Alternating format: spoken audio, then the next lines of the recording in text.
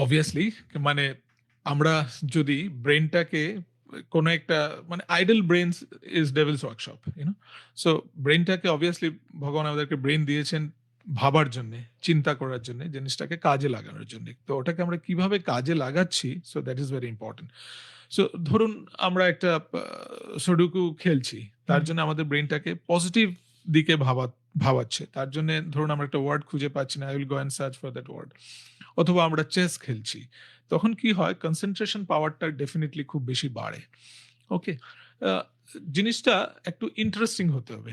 ধরুন আমরা একটা মুভি দেখছি। Why we are so much engrossed in that movie? Because we like it.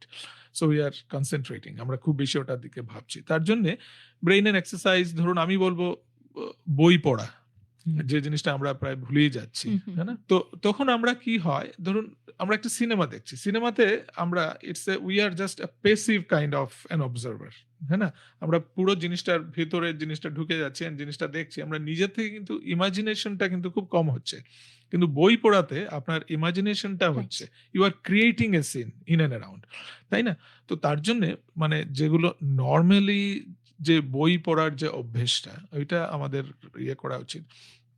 ২ নম্বর হচ্ছে গিয়ে যে ব্রেইনের এক্সারসাইজ বললেন। একটু যাদের একটু বয়স হয়ে গেছে, ছোট বাচ্চারা ওরা তো পড়াশোনাই করছে। দেয়ার ব্রেইন ইস অলওয়েজ অ্যাক্টিভ। ধরুন আমাদের ক্ষেত্রে আমরা যদি কোনো একটা নতুন হবি কোনো একটা কিছু আমরা নিই। ধরুন কেউ গানই শিখছে অথবা কোনো একটা ইন্সট্রুমেন্ট শিখছে অথবা কোনো একটা নতুন ল্যাঙ্গুয়েজ একটা শিখছে। যতটা আমরা ব্রেইনটাকে মানে পজিটিভ দিকে ওটাকে কাজে লাগাতে পারি with obviously you'll have to love that one.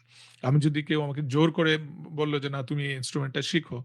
তাহলে আমার দ্বারা হবে না। সো আপনি আপনাকে ভাবতে হবে যে কোন জিনিসটা আপনার ভালো লাগে। ওই দিকে যদি আপনার ব্রেইনটাকে কিছু সময়ের জন্য ইউ ক্যান মানে সময় দিতে পারেন আর জিনিসটাকে ঠিক তাহলে আমার that will be a proper brain exercise.